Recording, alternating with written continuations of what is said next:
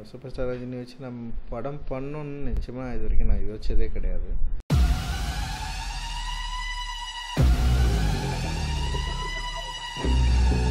ஏன்னா என்னுடைய ஜானரும் அது இல்லை அப்படின்னு சொல்லிட்டு நான் முழுசாக நம்புகிறேன்.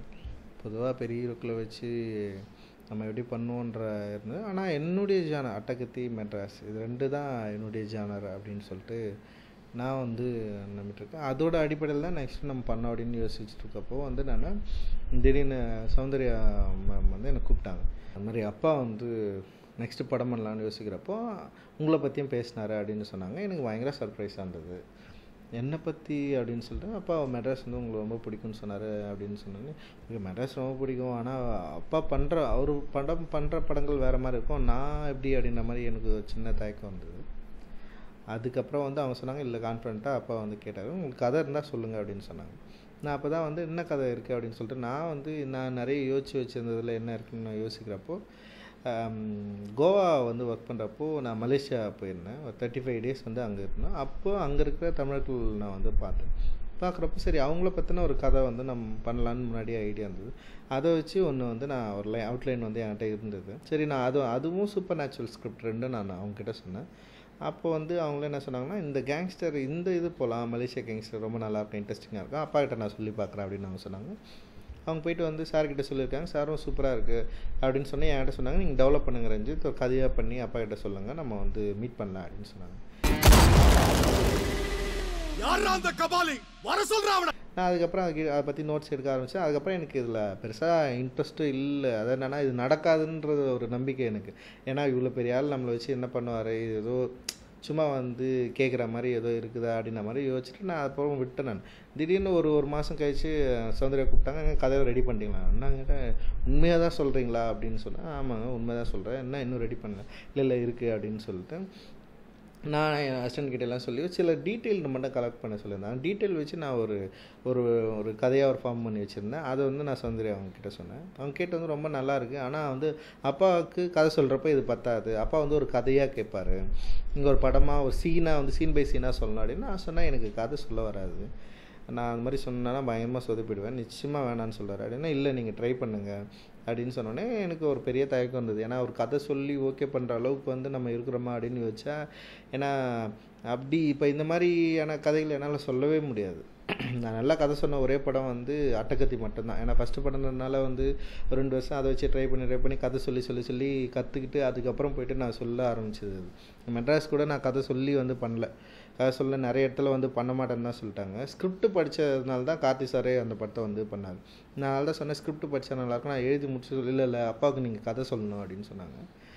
நான் என்னடா இது இப்படி சொல்லிட்டாங்கன்னு சொல்லிட்டு அதுக்கப்புறம் நான் கதையும் எனக்கு சொல்லாமல் வேணாமான்ற கன்ஃபியூஷன் கடைசி வரைக்கும் இருந்தது. நாளைக்கு மீட் பண்ணலான்னு சொல்லிட்டதுக்கப்புறம் இன்றைக்கி நைட்டு வரைக்கும் எனக்கான கரெக்டான ஒரு அந்த கதையோட காரணம் எனக்கு கிடைக்காம இருந்தது. எனக்கு கேரக்டர் க்ரியேட் பண்ணியாச்சு, ஆனால் எல்லாமே இருக்குது. ஆனால் எதை நோக்கி இந்த கதை நடக்கணும் நகரணும் அப்படின்ற கதை அந்த பிளாட் எனக்கு கிடைக்காமலே இருந்தப்போ நான் என்ன பண்ணேன்னா ஒரு 10:30 டைம் இருக்கும். அப்போ சௌந்தர்யா மேம் ஃபோன் பண்ணி நான் கதை சொல்ல அப்படின்னு சொல்லலான்னு முடிவு எடுத்துட்டேன். ஏன்னா போயிட்டு நான் சொல்லி பிடிக்காமல் போயிட்டு எனக்கு அது ஒரு மாதிரியான ஒரு ஏமாற்றத்தை கொடுக்கும் அப்படின்றது. ஏன்னா ஆனால் இந்த படம் நடக்காதுன்னா நான் எதிர்பார்க்கவே இல்லை, எந்த எதிர்பார்ப்பும் இல்லாமல் ஒர்க் பண்ணது தான். அப்போ நான் சொன்னேன் என் மேலே கான்ஃபிடென்ட்டே இல்லை அப்படின்றப்போ நான் ஃபோன் பண்ணலான்னு நினைக்கிறப்போ டக்குன்னு அப்போ தோணுச்சு, எனக்கு ஒரு வாய்ப்பு ஒன்று கொடுக்குறாங்க, அது ஏன் நான் ட்ரை பண்ணக்கூடாது, அதை ஏன் பயன்படுத்திக்கூடாது அப்படின்ற மாதிரி நான் யோசித்தேன். அதுக்காக சரின்னு சொல்லிட்டு அந்த ஃபோனை கட் பண்ணிட்டு திரும்ப யோசிக்கிறப்போ தான் எனக்கு அந்த படத்தோட மெயின் கதைக்கருவே பிளாட்டே எனக்கு கிடச்சிது. அதுக்கப்புறம் தான் நான் மறுநாள் காலையில் போயிட்டு ரொம்ப தைரியமாக போயிட்டு பேசுகிறப்போ நான் ரஜினி சார் பார்த்தோன்னே ஒரு சர்ப்ரைஸ் இருக்கும், ரொம்ப நாள் கழிச்சு ஒரு பெரிய ஹீரோ பார்க்குறோம் அப்படின்ற ஒரு இது இருந்தது. ஆனால் எப்படி நம்ம கதை சொல்ல போகிறோம் அப்படின்ற ஒரு பயம் மட்டும் எனக்கு இருந்தது. பயமா? நெருப்புடா நெருங்குடா பாப்போம், நெருங்குனா பொசுக்கிற கூட்டம், அடிக்கிற அழிக்கிற எண்ணம், முடியுமா நடக்குமா இன்னும், நடக்குனா அழுகிற ஆளா நீ இழுத்ததும், பிரியிற நூலா நீ தடையலாம், ஆளா நீ விடியல விரும்பிடும் காபாலி. அந்த பயத்தை ஈஸியாக தான் போக்குனார். ஏன்னா போன உடனே மெட்ராஸை பற்றி ஒரு 15-20 மினிட்ஸ் பேசினார். மெட்ராஸ் படத்தை பற்றி, மெட்ராஸ் படத்தில் நடிச்சிக்கிற கேரக்டரில் பற்றி எல்லாரை பற்றியும் பயங்கர டீட்டெயில்டாக பேசி அந்த படம் அவருக்கு எவ்வளோ ரொம்ப சூப்பரான படம், பிடிச்ச படம்னு அப்படி சொன்னதுக்கப்புறம் எனக்கு கொஞ்சம் கம்ஃபர்ட்டாக மாறிச்சு. அந்த இடம் வந்து எனக்கு ரொம்ப பிடிச்ச இடமா மாறிச்சு. சாரை வந்து ரொம்ப கம்ஃபர்டபுளாக இருந்தார் எனக்கு. அப்படின்றப்போ வந்து அதுக்கப்புறம் தான் நான் வந்து கதை சொல்ல ஆரம்பித்தேன். கதை சொல்ல ஆரம்பித்தோம்னா வந்து அவர் என்னென்னா அதுக்கப்புறம் பயங்கர ஃப்ளோவாக வேறு அன்றைக்கி கதை சொல்லிட்டேன். ஓரளவுக்கு நான் யோசிச்சதை கரெக்டாகவும் நான் சொல்லி முடித்தேன். கதை சொல்லி முடித்த உடனே வந்து செம சூப்பர் அப்படின்னு சொல்லிட்டேன். ஏன்னா ரஜினி சார் பொறுத்த வரைக்கும் ஒரு முக்கியமான விஷயம் அவர்கிட்ட இருக்குது என்னென்னா, நல்லா இருக்கு நல்லா இல்லை அப்படின்ற 2 வார்த்தையை வந்து நம்ம ட்ரை பண்ணுறப்ப சொல்கிறார். அவருக்கு பிடிச்சதுன்னா உடனே பிடிச்சிருக்குன்னு சொல்லுவார், பிடிக்கலன்னா பிடிக்கலன்னு சொல்கிறார். இது வந்து ரொம்ப ஸ்ட்ரெயிட் ஃபார்வர்டாக அது இருப்பார் அப்படின்றது வந்து எனக்கு அதுக்கப்புறம் தான் எனக்கு தெரிஞ்சது. அவர் கூட பழகிறப்ப தான் தெரிஞ்சது. அந்த இடத்துல கதை கேட்டு முடிச்சோன்னே சூப்பருங்க. கதையில் ஒரு 5 பேக்ட்ராப் சூப்பராக இருக்குது. என் வயசுக்கு ஏற்ற ஒரு கேரக்டராக இருக்குது. அதுக்கப்புறம் வந்து பேக்ரவுண்டு பிளாட்டு ரொம்ப இன்ட்ரெஸ்டிங்காக இருக்குது. அப்புறம் கதையோட நோக்கம் ரொம்ப சூப்பராக இருக்குது. அப்புறம் நிறைய கேரக்டரில் இருக்காங்க, அது ரொம்ப நல்லா இருக்குது. அதுக்கப்புறம் வந்து அந்த கதையோட ப்ராப்ளம் என்ன, இது எல்லாமே அவருக்கு ஒரு 5 விஷயம் வந்து ரொம்ப பிடிச்சிருக்குன்னு சொல்லிட்டு அப்போயே என்கிட்ட பேசினார். சந்திரமாமன் பயங்கர சந்தோஷப்பட்டாங்க. ஏன்னா அவங்களும் கதை கேட்டாங்க. அவங்க ஆக்சுவலி வந்து இந்த ப்ராஜெக்ட் கரெக்டாக நடந்து முடிக்கிறதுக்கு மெயின் ரீசன் வந்து சௌந்தர்யா தான். ஏன்னா எல்லா டைமில் வந்து அவங்க எனக்கு பயங்கர சப்போர்ட்டிவாக இருந்திருக்கிறாங்க அப்படின்னு சொல்லிட்டு நான் இந்த இடத்துல அவங்களுக்கு நான் நன்றி சொல்லிக்கிறேன். அவ்வளோ சூப்பராக அவங்க அந்த டைமில் வந்து எனக்கு பயங்கர சப்போர்ட் பண்ணாங்க. நான் கதை சொல்லி முடிச்சதுக்கப்புறம் குறைந்தபட்சம் வந்து நிறைய ஒரு 5-6 டைரக்டர் அப்போ லைனில் இருந்தாங்க. இவங்க தான் பண்ணுறாங்க நியூஸ் வந்து நான் நினச்சேன் எனக்கு வராது அப்படின்ற மாதிரி யோசிச்சு முடிவு எடுத்துட்டு நான் அப்போ ஸ்டுடியோ கிரனுக்கு படம் பண்ணுறதா இருந்தது. அந்த ஒர்க்கில் வந்து கவனமாக ஒர்க்கு பண்ண ஆரம்பித்தேன். ட்ராவல் போக ஆரம்பிச்சிட்டேன், ஊர் சுற்ற ஆரம்பித்தேன். ஏன்னா அது வந்து ஒரு காடு பகுதியில் நிலம் லேண்ட் வேல்யூ சிஸ்டம் சம்மந்தப்பட்ட ஒரு கதை இது. அதனால் வந்து நிறைய நிலங்களை தேடி அலைஞ்சு அது சம்மந்தமாக குறிப்பெடுத்து ஒர்க் பண்ணிட்டு இருந்தேன். நான் அப்போது அந்த டைமில் வந்து பாண்டிச்சேரியில் நான் இருந்தேன். நான் ஒரு டைம் பாண்டிச்சேரியில் இருக்கிறப்போ அந்த கதை எழுதி முடிக்கிறேன். அன்றைக்கி தான் எழுதி முடிக்கிறப்போ வந்து எனக்கு வந்து கால் வந்தது, சௌந்தர்யா மேம் கிட்டேருந்து கால் வந்தது. இந்த மாதிரி ஃபோன் பண்ணாங்க. அவங்க சொன்னாங்க, இந்த மாதிரி கேட்டாங்க என்கிட்ட, இந்த மாதிரி அப்பாவோட படம்லாம் எப்பவுமே ஜாலியாக இருக்கும், காமெடி கொஞ்சம் கமர்ஷியலாக அதெல்லாம் இருக்கும், நீங்கள் உங்களால் அது உங்கள் கதை ரொம்ப ராவாக இருக்குன்னு சொல்லிட்டு ஃபீல் பண்ணுறாரு, நீங்கள் அதெல்லாம் உங்களால் சேர்க்க முடியுமா அப்படின்னு சொல்லிட்டு கேட்டாங்க. நான் சொன்னேன், நிச்சயமாக என்னால் அது பண்ணவே தெரியாது, என்னால் பண்ணவும் முடியாது. இந்த கதைக்குள்ளே இதுக்குள்ளே அதை வச்சேன்னா அப்புறம் கதை காலி ஆகிடும், எனக்கு பண்ண தெரியாதுன்னு சொன்னேன். ஏன்னா உண்மையிலே எனக்கு அது மாதிரி பண்ண தெரியாது. ஒரு டைமிங் காமெடியோ இல்லை அது மாதிரி எனக்கு எதுவும் தெரியாது, வரவும் தெரியாது அப்படின்னு சொல்கிறப்போ நான் இது வந்து அவங்கக்கிட்ட வெளிப்படையாகவே சொன்னேன், இது என்னால் முடியாது அப்படின்னு தான் நான் சொன்னேன். நான் அதுக்கப்புறம் சரிங்கன்னு சொல்லிட்டு அப்பா கிட்ட பேசிட்டு சொல்லிட்டு போனாங்க. திடீர்னு ஈவினிங்காக ஃபோன் பண்ணி அப்பா அவங்களை உடனே பார்க்கணுண்டா. நான் சொன்னேன் பாண்டிச்சேரியில் இருக்கேன். சொன்னேன் சரி மறுநாள் வாங்க அப்படின்னாங்க. எது கூப்பிட்றாங்க அதெல்லாம் எனக்கு தெரியாது. சரி ஒரு டிஸ்கஷனாக இருக்கும் அப்படின்னு நினச்சி தான் நான் போனேன். உள்ளே போன உடனே ரஜினி சார் சொன்னார், சூப்பருங்க, நீங்கள் தாங்க டைரக்டரு, தானு சார் தான் ப்ரொடியூசர், போய் வேலையை ஆரம்பிங்க அப்படின்னு சொல்லிட்டு ஒரு வார்த்தை சொன்னார். நான் வந்து சூப்பர் சார் அப்படின்னு நான் உடனே சௌந்தர்யா மேம் வந்து சர்ப்ரைஸ் பண்ணாங்க. எல்லாமே செம்ம ஜாலியாக இருந்தது. ஆனால் எனக்குள்ளே வந்து ஒரு பெரிய இதுதான் இருந்தது. ஏன்னா நம்மளை நம்பி 2 படம் ரொம்ப 2 படம் பண்ணியிருக்கிறோம். அந்த 2 படமே வந்து வேறு மாதிரியான ஒரு மூவி நம்ம வந்து பண்ணியிருக்கிறோம். பொதுவாக கமர்ஷியலாக இல்லாமல் என்ன சொல்கிறது, ரியல் மக்களை பற்றி, எளிய மக்களை பற்றின ஒரு ப்ராப்ளங்களை பேசி பெரிய சக்ஸஸ் ஆன ஒரு படங்களை பற்றி நம்ம பண்ணியிருக்கோம். அந்த படத்தை பார்த்து பிடிச்சிருக்குன்னு சொல்லிட்டு என்னை நம்பி வந்திருக்காரு ஒரு சூப்பர் ஸ்டார். இவ்வளோ பெரிய பொறுப்பை நமக்கு தரப்போ இதை நம்ம எப்படி சக்ஸஸ்ஃபுல்லாக பண்ணுறது, இந்த விஷயத்தை எப்படி கரெக்டாக கொண்டு போகிற யோசனையோடு தான் நான் வெளியே வந்தேன். அது சந்தோஷமாக நிச்சயமாக எனக்கு இல்லவே இல்லை. எனக்கு வந்து ஏன்னா இந்த நியூஸ் வெளியே போனதுக்கப்புறம் ஃபஸ்ட்டு கேட்பாங்க, இவனுக்கு எப்படி கொடுத்தாங்க அப்படின்னு கேட்பாங்க. அப்புறம் இவன் என்ன பண்ணுற போகிறான்னு கேட்பாங்க. அப்புறம் வந்து இது எப்படி நடக்கும் நம்ம பார்க்கலாம் அப்படின்ற ஒரு 3 கேள்வி இருக்குது. அந்த 3 கேள்வி தான் எனக்கு முன்னாடி வந்தது. அப்போது நான் எப்படி இருக்க போகிறேன், நான் என்ன பண்ண போகிறேன், இது என்னவா வெளியே வரணும் அப்படின்றத நோக்கி நான் யோசிக்க ஆரம்பித்தேன். அப்படி தான் வந்து இது ஸ்டார்ட் ஆச்சு. அந்த பயங்கள் எல்லாமே வந்து இன்றைக்கி இருக்கிற எக்ஸ்பெக்டேஷன், என்னுடைய விஷுவல்ஸு, என்னுடைய ஃபஸ்ட் லுக் போஸ்டர்ஸு, அதுக்கப்புறம் வந்து டீசரு, சாங்ஸு, இது எல்லாமே வந்து மக்கள்கிட்டயே பெரும் வரவேற்பை பெற்றிருக்கு. அப்படின்றப்போ வந்து கொஞ்சம் மன நிம்மதி இருக்குது. படம் ரிலீஸ் ஆனதுக்கப்புறம் அவங்க இதை ஏற்றுக்கினாங்கன்னா நான் நினச்சதை வந்து சக்ஸஸ் பண்ணிட்டேன் அப்படின்னு சொல்லிட்டு எனக்கு ஒரு நம்பிக்கை வரும்னு நினைக்கிறேன். அதே சமயத்தில் தான் வந்து ரஜினி சாரும் என்னை வந்து பயங்கரமாக நம்பி தான் இந்த ப்ராஜெக்டை கொடுத்துருக்காரு. அந்த நம்பிக்கையும் வீண் போகக்கூடாது அப்படின்னு சொல்லிட்டு நான் நம்பி எதிர்பார்த்து காத்துட்ருக்குறேன். அட்டகத்தி வந்து யாருமே கிடையாது. நாங்க வரப்போ வந்து எங்க பேர் கூட ஏதாவது ஒரு பேர் கூட வந்து யாருக்கும் தெரிஞ்சிருந்தா யாருக்குமே தெரிஞ்சிருக்காது. அப்படி வந்தவங்க தான் வந்து ஸ்டுடியோ கிரீன் மூலமா பெரிய லான்ச் கிடைச்சது. பெரிய சக்ஸஸ் வந்து எங்களுக்கு அங்கேருந்து தான் நாங்க ஸ்டார்ட் பண்றோம். அதுக்கப்புறம் மெட்ராஸும் அதே தான். இது 2 படமுமே நாங்க எங்கள மட்டுமே நம்பினோம். எங்க டெக்னீஷியன் யாருமே வந்து ஃபேமை வந்து எங்களுக்கு லோன் இல்லை அப்படின்றப்போ வந்து எங்களோட உழைப்பை மட்டுமே நம்பி தான் 2 படமும் பண்ணோம். அதே மாதிரி தான் இந்த படமும் எங்களுடைய உழைப்பை நாங்கள் நம்பினோம் அப்படின்னு சொல்லலாம்.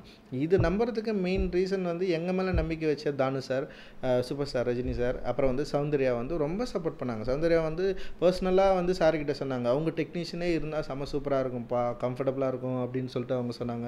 இந்த மாதிரி வந்து ஒவ்வொரு ஸ்டேஜ்லையும் அவங்க ரொம்ப ஹெல்ப் பண்ணியிருக்காங்க எனக்கு. அப்புறம் என்னை பொறுத்த வரைக்கும் எனக்கு பிடிச்ச எனக்கு ரொம்ப கம்ஃபர்டபுளாக இருக்கிற இவங்க தான் வேணும். எனக்கு பயங்கரமாக பெருசாக இருக்கிறாங்க, தேவையே படல எனக்கு. இங்கே ஒர்க்கு நடக்கணும், நான் சொல்கிறத புரிஞ்சிக்கணும், எனக்கும் அவங்களுக்குமான ஒரு கனெக்ட் இருக்கணும்.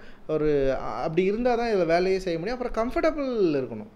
நான் சொல்கிறத அவங்க புரிஞ்சிக்கணும், அவங்க சொல்கிறத நான் புரிஞ்சிக்கணும். அப்போ தான் வேலையே நடக்கும். அப்படின்னப்போ ஒரு கம்ஃபர்டபுள் ஜோனுக்குள்ளே இருக்கிற டெக்னீஷியன் டீம் வந்து எனக்கு தேவைப்பட்டது, ஆர்டிஸ்ட் டீம் வந்து எனக்கு தேவைப்பட்டது. நான் அப்படி தான் எல்லாருமே செலக்ட் பண்ணேன். என்னை வந்து ரஜினி சார் நம்பினார். ஆக்சுவலி நான் வந்து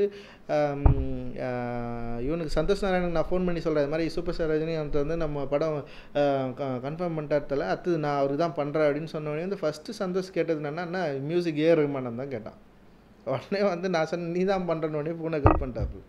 அப்புறம் வந்து அவங்க ஒய்ஃப் வந்தாங்க, வந்து என்ன ரஞ்சித் விளையாடுறியா, நீ ஒரு படம் பண்ணுறீங்களா, ரொம்ப சூப்பர் வாழ்த்துக்கள் சொல்லிட்டு, சந்தோஷ் இல்லை தானே பொய் சொல்லாத அப்படின்னாங்க. நான் சொன்னேன் சத்தியமாக சந்தோஷ் தான் பண்ணுறான் அப்படின்னு சொன்னோன்னே அப்போ தான் அவனாலே வந்து இதை ஏற்றுக்க முடிஞ்சது. அந்த மாதிரி இது ஏன்னா வந்து ஆர்டிஸ்ட் டெக்னீஷியனில் எல்லாமே அப்படி தான் நாங்கள் இருந்தோம். எங்களுடைய உழைப்பை வந்து நாங்கள் நம்பினோம். எங்களால் நிச்சயமாக ஒரு கரெக்டான ப்ராஜெக்டை வந்து கொடுக்க முடியும் அப்படின்னு நம்பினோம். அதோட விளைவு தான் இது அப்படின்னு நான் நினைக்கிறேன். கதைக்களம் வந்து மலேசிய தமிழர்களை பற்றின ஒரு படம். இங்கேருந்து 3-4 தலைமுறைக்கு முன்னாடி தேயிலை தோட்ட தொழிலாளிகளாக போன மலேசியர்கள் இங்கேருந்து கொத்தடிமைகளாக கூட்டின்னு போயிருக்காங்க எக்கச்சக்கமான தமிழர்களை. அந்த மக்களிடந்து வளர்ந்த 3ஆம் தலைமுறை 4ஆம் தலைமுறையை சேர்ந்த கபாலி அப்படின்ற ஒரு கேரக்டரை பற்றின ஒரு கதை தான் வந்து கபாலின்ற கபாலீஸ்வரன். அந்த கபாலீஸ்வரன் பற்றின ஒரு கதை தான் வந்து இது. அவருடைய ஒரு ஆட்டோபயோகிராஃபின்னு கூட சொல்லலாம். அவருடைய கதாபாத்திரத்தின் மூலமாக ஒட்டுமொத்த மலேசிய சூழ்நிலையும், மலேசிய லேண்ட்ஸ்கேப்பையும், மலேசிய மக்களை பற்றியும், அவங்களுடைய மொழி உணர்வு பற்றியும், அங்கே இருக்கிற எல்லாத்த பற்றியும் பேசியிருக்கோம். இப்போ சைனீஸ் லாங்குவேஜ்லேருந்து, மலாய் லாங்குவேஜ்லேருந்து, தமிழர்களுடைய உணவுலேருந்து, அவங்களுடைய பழக்க வழக்கங்கள், பாரம்பரியங்கள், அவங்களுடைய பண்டிகைகள், இது எல்லாத்தையும் வந்து காட்சிப்படுத்திருக்கிறோம். மலேசிய தமிழர்களுடைய சூழல் தான் இதோட கதைக்குள்ள. பாடல்கள் வந்து எல்லாருக்கும் பெரிய வரவேற்பு இருக்குது. ரஜினி சார் அப்படின்னோடனே வந்து சந்தோஷ் பயங்கர எக்ஸைட் ஆகிட்டு பண்ண சாங் தான் நெருப்புடா மட்டுமே தான் அவருக்காக பண்ணது. மற்றது எல்லாமே வந்து படத்தோட இதுக்காக தான் பண்ணோம். இது உலகம் ஒருவனுக்காகவும் சரி, மாயநதி இங்கே, வானம் பார்த்தேன், வீரம் துறந்தரா, இது எல்லாமே வந்து படம் பற்றின கதை. நெருப்புடாவும் கூட வந்து அந்த கேரக்டர், அந்த கபாலி அப்படின்ற கேரக்டர் வந்து ரொம்ப கோபமான பயங்கரமான ஒரு ஆள் அப்படின்றது தான் அந்த படத்தில் அந்த வரிகளை வந்து நம்ம சொல்லியிருப்போம். அதுக்கப்புறம் அங்கே இருக்கிற ஒரு வர்க்க ரீதியான ஒரு போராட்டம் தான். முதலாளிக்கும் தொழிலாளிக்குமான கூலி உயர்வில் ஆரம்பிக்கிற ஒரு பிரச்சனை, அது எங்கே கொண்டு வந்து விடுது அப்படின்ற மாதிரியான ஒரு ப்ராப்ளத்துக்குள்ளே பேசுகிறது தான் இது. அதோட தன்மையை புரிஞ்சு தான் வந்து இதில் லிரிக்கும் இருக்கட்டும் எல்லாத்தையுமே நம்ம வந்து இதில் டிசைன் பண்ணோம். சாங்ஸ் எல்லாமே வந்து அப்படி தான் ஒர்க் பண்ணியிருக்கேன். இப்போ எங்களை பொறுத்த வரைக்கும் வந்து நாங்கள் என்ன பண்ணுவோம்னா நிறைய டியூன் போடுவோம், அப்படிலாம் ஒன்றுமே கிடையாது. நான் ஒன்று சொல்லுவேன் அவங்ககிட்ட, ஆனால் பண்ணால் ஒரே ஒரு டியூன் தான் கொடுப்பேன். அந்த ஒரு டியூன் வந்து ஓகேவாகும். ஏன்னா எனக்கு நான் என்ன சொல்கிறேன்றத நிச்சயமாக இந்த 3 படங்களில் ஒர்க் பண்ண அனுபவத்தில் சொல்கிறேன். சந்தோஷம்லாம் அப்படியே வந்து புரிஞ்சிக்க முடியுது. அதுதான் எனக்கு தராரு. ஏன்னா வந்து எதுவுமே இந்த படத்தில் 5 டியூன் தான் பண்ணோம். அந்த 5 டியூனுமே வந்து சாங்காக இருக்குது. வேறு நாங்கள் பெருசாக வந்து அந்த மாதிரி நாங்கள் இந்த படத்தில் எதுவுமே யோசிக்கவே இல்லை. அதான் எங்களோட உழைப்பை நாங்கள் நம்புவோம். அது தான் இவ்வளோ தூரம் கொண்டு வந்துட்டுருக்குன்னு நினைக்கிறேன். ஹீரோயின் செலெக்ஷனில் நிறைய பேர் சொன்னாங்க, பெரிய ஆக்டர்ஸ்லாம் போடலான்னு சொன்னாங்க. எனக்கு அதான் நான் சொல்கிறேனே, அது மாதிரிலாம் எனக்கு நம்பிக்கை கிடையாது. காஸ்டிங்கை பொறுத்த வரைக்கும் வந்து கதாபாத்திரத்துக்கு தேவையான கரெக்டான முகங்களை தேர்ந்தெடுக்கிறதுலையே வந்து ஒரு 75% வெற்றி இருக்குது. அந்த கதாபாத்திரத்தை நம்மளால் க்ரியேட் பண்ண முடியும். அதுக்கப்புறம் அந்த நடிப்பு தான், வெறும் ப்ரெசன்ஸ் தான், வெறும் க்ளோஸ்அப்பு டைலாகே வைக்காமலே நம்ம வந்து நம்மளால் வந்து ஒரு கதாபாத்திரத்தை ரொம்ப ஸ்ட்ராங்காக சொல்ல முடியும்னா அப்போ அந்த முகத்தேர்வு வந்து ரொம்ப அவசியம்னு நான் நினைக்கிறேன். அதில் நான் ரொம்ப கவனமாக இருப்பேன். அப்படி தேர்ந்தெடுத்தது தான் ராதிகா ஆப்டே. நீங்கள் பொதுவாக பார்த்தீங்கன்னா வட இந்தியாவிலேருந்து வர நடிகைகள் வந்து தமிழே பேசுகிற ஏதோ ஒரு வார்த்தை பேசுவாங்க, அதுக்கு ரொம்ப கஷ்டப்பட்டு டப் பண்ணுவாங்க. ஆனால் இந்த படத்தில் அது நடக்கவே ஈவன் போனால் நான் அவங்கள வச்சே நான் வந்து டப் பண்ணுறதுக்கு நான் ட்ரை பண்ணேன். ஆனால் அந்த டைமில் அவங்க ஷூட்டில் இருந்தாங்க. ஒரு 1.5 மாதம் வந்து அமெரிக்காவில் வந்து அவங்க சிக்கிக்கிட்டாங்க. அங்கே வந்து வர முடியாததுனால நான் வேறு வழி இல்லாமல் டப்பிங் ஆர்டிஸ்ட் வந்து நான் போனேன். நான் பொதுவாக சூப்பர் ஸ்டார்னா ஒரு ஆக்ஷன் இருக்கும் அப்படின்னா இந்த படத்தில் கதையில் அது அவசியமாக இருந்தது. நிச்சயமாக அவரே பண்ணியிருக்காரு. ஏன்னா அவர் பண்ணுற அளவுக்கு அவர் பண்ணால் ஏற்றுப்பாங்க அப்படின்ற அளவுக்கு தான் இதில் வந்து ஸ்டண்ட் இருக்கும். அந்த ஸ்டண்ட் எல்லாமே இன்ட்ரெஸ்டிங்காக தான் இருக்குது. எல்லாருக்கும் பிடிக்கும் அந்த ஸ்டண்ட்டு. சூப்பராக சூப்பர் ஸ்டாரை பொறுத்த வரைக்கும் வந்து சக மனுஷனாக மதிக்கிறது. ஏன்னா இந்த உலகத்தில் வந்து மனுஷனாக மதிக்கிறதுல தான் ப்ராப்ளமே இருக்குது. இங்கே தான் ஈக்குவாலிட்டி வந்து இந்த இடத்துல தான் காலியாகுது. அந்த ஈக்குவாலிட்டியை வந்து தன்னுடைய வாழ்நாள் ஃபுல்லாக யோசிக்கிற அது வந்து செயல்படுத்துகிற ஒரு ஆளாக நான் சூப்பர் ஸ்டாரை நான் பார்க்குறேன். ஏன்னா வந்து அவர் ஒரு சேரில் போட்டு உட்காந்துருந்தாருன்னா யாராவது வந்தாங்கன்னா அவங்களுக்கு சேர் இல்லைன்னா நின்றுவார். அவங்களுக்கு சேர் வந்தோடனே தான் அவரும் உட்காருவார். அந்த மாதிரி வந்து சின்ன சின்ன விஷயங்களில் கூட வந்து அவர் பண்ணுறது. அப்புறம் ஸ்பாட்டில் வந்து நாங்கள் எல்லாமே யங்ஸ்டர்ஸ் புதுசு அப்படின்றப்போ வந்து எங்களை ஏற்றுக்கினது நிறைய விஷயங்கள் இருக்குது. ஏற்கனவே அவரை பற்றி எல்லாமே சொல்லியிருப்பாங்க. ஆனால் அதை மீறி வந்து என்னென்னா நம்ம ஒரு டைரக்டராக நம்ம என்ன சொல்கிறோமோ அதை புரிஞ்சுக்கின்னு நடிச்சு தரக்கூடிய ஒரு ஆளாக இருக்கார். அதுவே செம்ம சூப்பர். ஒரு கிளே மாதிரி நம்ம ஷேப் பண்ணிக்கலாம். அவர் வந்து ஒரு கிளேவாக நம்ம முன்னாடி வந்தால் நம்ம ஷேப் பண்ணிக்கலாம். இது இப்படி ஒன்று அப்படி ஒன்று இப்படி ஒன்றுன்னு சொல்லிட்டு அந்தளவுக்கு வந்து நம்ம ஷேப் பண்ணிக்க அனுமதி கொடுக்குற அளவுக்கு வந்து செம்ம கம்ஃபர்டபுளான ஒரு ஆர்டிஸ்ட்டாக நான் வந்து அவர் பார்க்குறேன். அவ்வளோ சூப்பராக நடிச்சிருக்காரு இந்த படத்தில். எல்லாருக்கும் பயங்கர பிடிக்கும் அப்படின்னு நான் நினைக்கிறேன் அவரோட நடிப்பு. டேக்கு பொறுத்த வரைக்கும் நான் நிறைய போவேன். மெட்ராஸ்லாம் பார்த்தீங்கன்னா 15-20 போயிருக்கேன். ஏன்னா எனக்கு நான் நினச்சது வரணும், ஆர்டிஸ்ட் அதை கொடுக்கணும் அப்படின்னு சொல்லிட்டு நான் எதிர்பார்ப்பேன். ஆனால் அது ஒரே டேக்கில் வந்துட்டாலும் நான் ஓகேன்னு சொல்கிறேன். வேணுன்ட்டே 15 டேக் போகணுன்னுலாம் யோசிக்க மாட்டேன். நான் அந்தளவுக்கு வந்து ரொம்ப கான்ஃபிடென்ட்டாக ஒரு விஷயம் எனக்கு கிடச்சிச்சுன்னா போதும்னு சொல்கிறேன். அந்த கான்ஃபிடென்ட் கிடைக்கிற வரைக்கும் நான் வந்து கேட்டே இருப்பேன். சாரும் வந்து அப்படியே ஏன்னா அவர் பொறுத்த வரைக்கும் வந்து நிறைய டேக் போக மாட்டாருன்னு நினைக்கிறேன். ஏன்னா அவரை ரொம்ப கம்ஃபர்டபுளாக தான் வச்சுருப்பாங்கன்னு நினைக்கிறேன். அவர் என்ன நடிக்கிறாரோ அது ஓகே சொல்கிறாங்கன்னு தான் நினைக்கிறேன். என்னை பொறுத்த வரைக்கும் நான் அவர்கிட்ட போயிட்டு கேட்பேன், இந்த இடத்துல இது வேணும் சார், இது இருந்தால் தான் நல்லாயிருக்கும், இது ஒரு 1 more போய்க்கலாம் சார் அப்படின்னு சொல்லுவேன். அந்த 1 more சொல்கிறாங்களான்றதுக்காகவே பயங்கரமாக வெயிட் பண்ணிப்பார். அது சொன்னாலே ஓகே 1 more சொல்லிட்டானுங்கப்பா அப்படின்னு சொல்லிட்டு எழுந்துன்னு வந்துடுவார். அந்தளவுக்கு எங்களை பார்த்தா பயப்படுவார். முக்கியமாக என்னை அப்புறம் கேமராமேன் 2 பேரை பார்த்து பயங்கரமாக பயப்படுவார். வேறு வழி இல்லை. படம் நல்லா வரணுன்னா 1 more கேட்டு தான் ஆகணும். அவர் திட்டினாலும் பரவாயில்லன்னு சொல்லிட்டு போயிட்டு கேட்போம். யார் போயிட்டு 1 more கேட்குறதுன்னு வேறு போட்டி நடக்கும். கேமராமேன் சைட்லன்னா நீங்களே போய் கேளுன்னுவேன். இப்போ ஸ்டண்ட் டைரக்டர் பண்ணுறப்ப நீங்கள் போயிடுங்க அப்படின்னுவேன். இல்லை என் சைடில் வேறு வழி இல்லைன்னு நான் தான் போகணுன்னு நான் போய் கேட்பேன், சார் ஒரு 1 more போயிடலாம் சார் அப்படின்னு சொல்லுவேன். சில டைம் அவரே புரிஞ்சுப்பார். சில டைம் இன்ட்ரெஸ்டிங்காக இறங்க 1 more போகலாம் அப்படின்னு சொல்லுவார். சில டைம் மட்டும் அப்படியே யோசிப்பார். நான் அப்புறம் சொல்லி புரிய வச்சு பண்ணோம். ஆனால் கேட்குறத வந்து செம சூப்பராக பண்ணி தந்துடுவார். சில டேக்லாம் சிங்கிள் டேக்கில் அதுவும் ஃபஸ்ட் டேக்லேயே வந்து ஓகே பண்ணியிருக்காரு. அதெல்லாம் பயங்கரமாக இருக்கும். சிலது மட்டும் வந்து நிறைய பேர் நடிக்கிறதுனால வந்து ஒரு சிலர் வந்து சொதப்பாங்க, அவங்க சொதப்பாங்க, இவங்க சொதப்பாங்க. அப்புறம் நம்ம வந்து வெறும் ஆர்டிஸ்ட்டு மட்டும் இப்போ ரஜினி சார்னா ரஜினி சார் ஷார்ட் மட்டும் எடுத்துகிட்டு அவர் அனுப்ப மாட்டேன். அவர் எடுத்துகிட்டு அதுக்கப்புறம் கவுண்டர் எடுக்கிறப்போ அவர் வேணும்னு நான் யோசிப்பேன் ஒரு ஃபீலுக்காக. அவருடைய சஜஷன் அப்போவும் வந்து சில பேர் நம்ம டூப் யூஸ் பண்ணாங்க. நான் வந்து டூப் யூஸ் பண்ணாமல் அவரே இப்போ அவர் கை வாட்ச் பார்க்குறப்ப கூட வந்து வேறு கை ஏதாவது வச்சு எடுக்கணும்னு யோசிப்பாங்க. நான் அப்படியே எடுக்கணும், அவர் கை தான். அந்த மாதிரி நிறைய விஷயங்கள் வந்து நம்ம கொஞ்சம் அப்படி யோசிப்போம். நம்ம அது ஆரம்பத்தில் கொஞ்சம் ஒரு மாதிரி இருந்தால் அதுக்கப்புறம் எங்களுக்கு பழகிட்டார். வேறு வழி இல்லை, இவனுக்கு இப்படி தான் பண்ணணுன்னு சொல்லிட்டு பண்ணி கொடுத்தாரு. செம்ம சூப்பராக இருந்தது. அந்த கபாலி வந்து ஜூலை 22 ரிலீஸ் ஆகுது. நிச்சயமாக எனக்கு ரொம்ப பிடிச்ச படம் இது. ஏன்னா படம் பார்க்குறப்போ அந்த எக்ஸ்பீரியன்ஸை என்னால் அனுபவிக்க முடிஞ்சுது. ஒரு சூப்பரான எக்ஸ்பீரியன்ஸை. இது படம் பார்க்குற உங்களாலும் இந்த அனுபவத்தை வந்து என்னால் கடத்த முடியும் அப்படின்னு நான் நம்புகிறேன். எங்கள் டீம் நம்புது, முக்கியமாக சூப்பர் ஸ்டாரும் நம்புகிறாரு. என்னை படம் பார்த்துட்டு அவருக்கு ரொம்ப பிடிச்ச படமாக இது இருக்குது அப்படின்னு சொல்லிட்டு என்கிட்ட சொன்னார். அந்த அனுபவத்தை நீங்களும் வந்து பெறுவீங்க அப்படின்ற நம்பிக்கை எங்களுக்கு இருக்குது. மகிழ்ச்சி. கபாலி வந்து ஜூலை 22 ரிலீஸ் ஆகுது. நிச்சயமாக எனக்கு ரொம்ப பிடிச்ச படம் இது. ஏன்னா படம் பார்க்குறப்போ அந்த எக்ஸ்பீரியன்ஸை என்னால் அனுபவிக்க முடிஞ்சுது. ஒரு சூப்பரான எக்ஸ்பீரியன்ஸை. இது படம் பார்க்குற உங்களாலும் இந்த அனுபவத்தை வந்து என்னால் கடத்த முடியும் அப்படின்னு நான் நம்புகிறேன். எங்கள் டீம் நம்புது, முக்கியமாக சூப்பர் ஸ்டாரும் நம்புகிறாரு. என்னை படம் பார்த்துட்டு அவருக்கு ரொம்ப பிடிச்ச படமாக இது இருக்குது அப்படின்னு சொல்லிட்டு என்கிட்ட சொன்னார். அந்த அனுபவத்தை நீங்களும் வந்து பெறுவீங்க அப்படின்ற நம்பிக்கை எங்களுக்கு இருக்குது. மகிழ்ச்சி.